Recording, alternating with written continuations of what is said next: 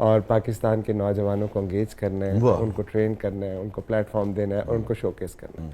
तो ये ट्रॉफीज उस बिलीव की वजह से हैं कि एक अल्लाह ताला की इनायत, दूसरा हमारा जो प्रोसेस जो हमने बनाया, तीसरा हमारे प्लेयर्स और चौथा करोड़ों फैंस की दुआएं। तो मैं समझता हूँ कि ये इस प्रोसेस का नाम है कि जब आप एक चीज ठान ले और खुदा ताला पे बिलीव करके आम इंसान को एम्पावर करे तो ये ट्रॉफियां बहुत छोटी पड़ जाती है। यार ये आतिफ भाई कितना बहुत ही बड़ा कंट्रीब्यूशन है। बहुत सारे लोग बिजनेस करते हैं, कारोबार अपनी अपनी जगह सब कंट्रीब्यूट कर रहे होते हैं ना, इकोनॉमी में, मईशत में, समाज के रवैयों में, अपने अपने शोबे हैं। मगर यार एक ऐसा शोबा जिसमें करोड़ों लोगों को खुशी देना, फिर करोड़ों नौजवानों को इंगेज करना और लाखों को तो डायरेक्टली उससे इंगेज करना, वो देखें ना, आप ज़रा तसव्वुर करें कि मैं एक सोशल साइंस के एक तालिब इल्म की हैसियत से समझता हूँ कि कितने बच्चे जो हैं बुरी इल्लतों में जाने से बचे होंगे, बुरी सोबतों में जाने से बचे होंगे, नशे में जाने से बचे होंगे, और वो आए होंगे क्रिकेट की तरफ, मैदानों की तरफ, उस ट्रायल की तरफ जो लाहौर कलंदर्स ने उस वक्त किए जब सारी दुनिया पीछे पड़ी रहती थी कि की कर रहे हो तुसी, की कर रहे हो और तुसी की कर रहे हो। देखिए वसी भाई, हमारे नाम से लेके हमारे काम तक हमारी कोई चीज जो है वो कन्वेंशनल नहीं है। आप नाम देख लें, कलंदर्स नाम आज तक आपने किसी स्पोर्ट्स टीम का नहीं सुना होगा। नाइट राइडर्स होते हैं, ग्लैडिएटर्स होते हैं। सही कह रहे हैं आप, ठीक है। सो नाम हमने क्यों रखा, बड़ी अहम बात सबसे पहली बात ये, और उससे भी पहले कि हम इस बिजनेस में क्यों आए और लाहौर की टीम क्यों उठाई। सो अपने खानदान में हम 9 बहन भाई हैं। मैं वाहिद इंसान हूँ जिसने 2003 में अपना जॉब करता था। हम सारे हम्बल बैकग्राउंड से, सारी नौकरी पेशा हैं। सो मैंने अब जॉब छोड़ के तो अपना बिजनेस शुरू करने का फैसला किया। तो 2003 से 2015 तक ग्रास रूट लेवल पे मुझे काम करने का मौका मिला और काफ़ी चीज़ें समझ में आई। और उस वक्त मुझे ये एहसास हुआ कि यार इस मुल्क में एंटरटेनमेंट का फुकदान है।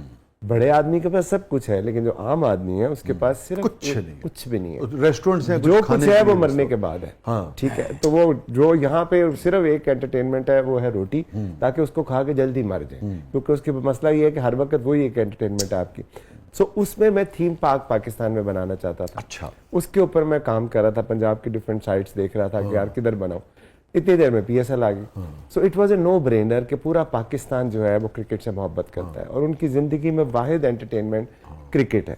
अब वो क्यों क्रिकेट वाइज एंटरटेनमेंट है, क्योंकि वो टेस्ट मैच नहीं है। टेस्ट मैच होता है थोड़ा बोरिंग हो जाता है, वनडे भी हो गया था। अब T20 जो है वो क्रिकेटेनमेंट का नाम है। सो फिर उसमें मैंने सोचा कि यार अब इस यूथ को अगर मैंने एंगेज करना है और इसमें मैं अब जो ये PSL आ गई है, तो आप किसी को भी एंगेज करते हैं तो सबसे पहले दिल जीतते हैं। दिल जीतने के लिए दिल होना बहुत जरूरी है। तो पाकिस्तान का दिल लाहौर था, तो उसके बगैर तो दिल नहीं ना जीत सकता था। सो फिर वो लाहौर की टीम ली। फिर वहां पे समीन जो मेरा छोटा भाई है वो वहां पे CFO था GE में, कनाडा में। तो जब मैंने टीम ली तो बड़ा मना किया कि भाई ये काम बहुत बड़ा है। तो मैंने कहा यार पहले कौन सा काउंसलर लगाऊं, क्या होगा।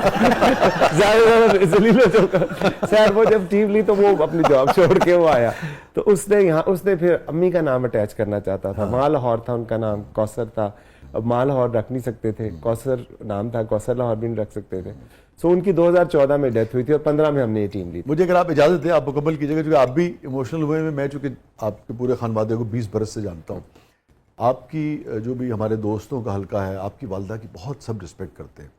और लोग ये कम जानते होंगे कि एक ऐसी खातून जो खुद बहुत ज़्यादा पढ़ी लिखी नहीं, बिल्कुल पढ़ी लिखी नहीं, बिल्कुल सादी खातून थी, और 9 बेटे, 9 बच्चे, 6 भाई और 3 में, 9 के 9 जो हैं वो अपने अपने शोबे में टॉप पोजीशन, सबसे नलायक में टॉप पोजीशन पे, और बहुत ही आला।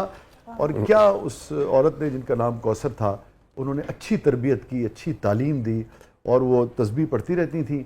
और बिल्कुल ये जिसे कहना कि पढ़ी लिखी बिल्कुल नहीं थी, मगर बहुत वाइज खातून थी, अजीम खातून थी। बहुत सारी तालियां आपकी।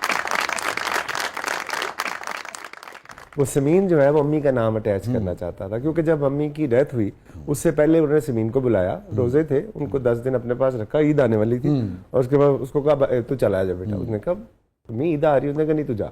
वो जब चला गया तो उसके बाद उनकी फिर वो बीमार हुई, हॉस्पिटल गई और विद इन 10 डेज उनकी डेथ होगी। सो पाकिस्तान नहीं आया फिर समीन। उसने कहा मेरे लिए पाकिस्तान खत्म हो चुका है। और फिर मुझे उसने कनाडा, उसको अमेरिका शिफ्ट किया कि यार उधर आके बिजनेस कर। तो मैं 1 आध महीना गया भी, लेकिन खैर फिर उसने मुझे वापस भेजा कि यार तू पाकिस्तान के बगैर नहीं रह सकता, क्योंकि मैं बचपन से ही आदी हूँ उस चीज मैं थोड़ा मिजाज ही नहीं है लाहौर के बगैर भी नहीं रह सकता। हाँ सही बात है। अच्छा तो वो अम्मी का नाम अटैच किसी करना ऐसी जगह नहीं रह सकते जितने संजीदगी हो। सवाए अस्पताल के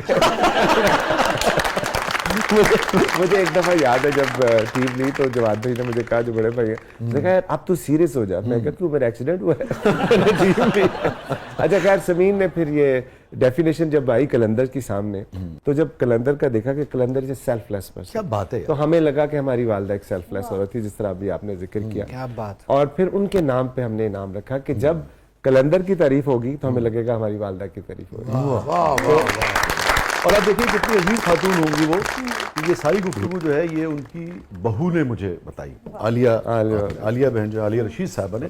और पंजाबी के अंदर उन्होंने कान पे सुन दी, उन्होंने सैकड़ों मरतबा आपकी वालदा का इतने एहतराम से और इतने नहीं तो फिर देखे ना कि जब हमने उस जज्बे के साथ काम शुरू किया तो वो क्या शेर है कि मरकत का शबिस्तान भी उसे रास ना है, आराम कलंदर का तहखाक नहीं। क्या किया तो अल्लाह ताला ने फिर जो इज्जत दी, तो वो अब ये सारी चीजें बताने का मकसद बैकग्राउंड ये था कि अब ये हाईली अनकन्वेंशनल था। अच्छा अब हुआ क्या, कलंदर हमने नाम रखा, सब लोगों ने बहुत बैशिंग की, ये क्या नाम रख दिया है, ये तो क्योंकि सेल्फलेसनेस जो है तो जिद है एक तरह से गेम की ना, वो तो जैसे आप कह रहे हैं टाइगर और फाइटर और लायन उस तरह से जाते हैं ना पूरी दुनिया में। बिल्कुल सही कह रहे हैं, क्योंकि वो एक माहौल बना होता है, कॉन्सेप्ट होता है कि हम किंग हैं, हम फाइट करेंगे, हम सुल्तान हैं, हम छा जाएंगे।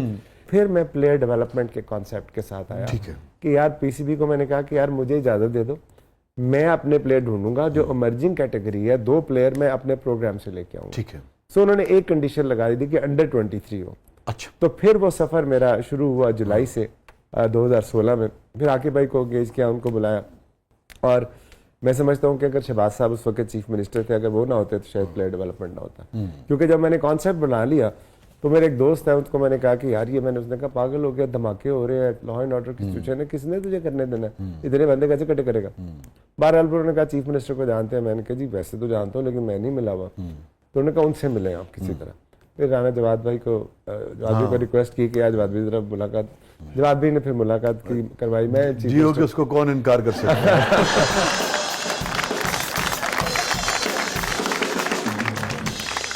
नहीं मैंने शहबाज साहब को जब रिप्रेजेंट किया, उनको बड़ा पसंद आया। उन्होंने कहा मुझसे क्या चाहिए, मैंने कहा सर कुछ भी नहीं। मैंने कहा देखो आप आए हो, मैं चीफ मिनिस्टर हूँ, तो मुझसे कुछ तो चाहिए होगा। मैंने कहा सर कुछ नहीं चाहिए। मैंने कहा राना साहब बड़े भाई हमारे करीबी हैं, भाई हैं, आप उनके भाई हो, तो आप करने क्या आए हो।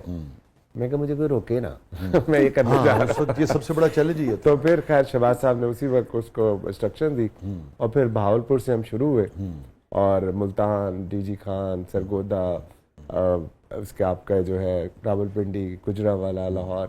लेट क्लिक किया लाहौर कलंदर्स ने, थोड़ा सा इब्तदाई 3-4 और कलंदर थोड़ा लेट ही क्लिक करता है, टाइम लगता है बनने। तो कोई कभी ऐसा मोमेंट आया हो तन्हाई में या महफिल में या डिस्कशन में कि यार ये अब तक इतनी हमने ज़्यादा मेहनत की जितनी मेहनत हमने की शायद ही किसी दूसरी टीम ने प्लेयर डेवलपमेंट में, प्लेयर के ढूंढने में और कैंप्स लगाने में इतनी की हो। बाहर भी लेके गए थे ना आप लोग शायद अपने लोग। सर मैं उसी तरफ आ रहा था। तो कभी कभी ऐसा मोमेंट आया कि यार क्लिक नहीं कर पा रहे हम। मैं कभी तन्हा हुआ ही नहीं, हमेशा मेरा अल्लाह मेरे साथ होता है।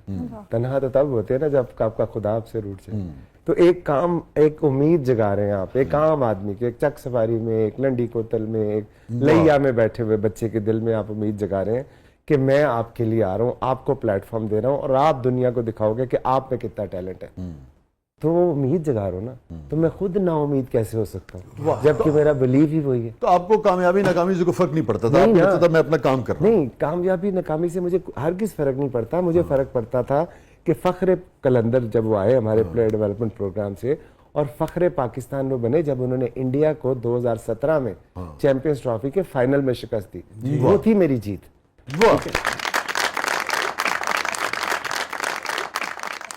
किस ट्रॉफी ने सबसे ज्यादा खुशी दी? पता नहीं, बताया चैंपियंस ट्रॉफी में जब फख्र ने हराया, और T20 वर्ल्ड कप में 2021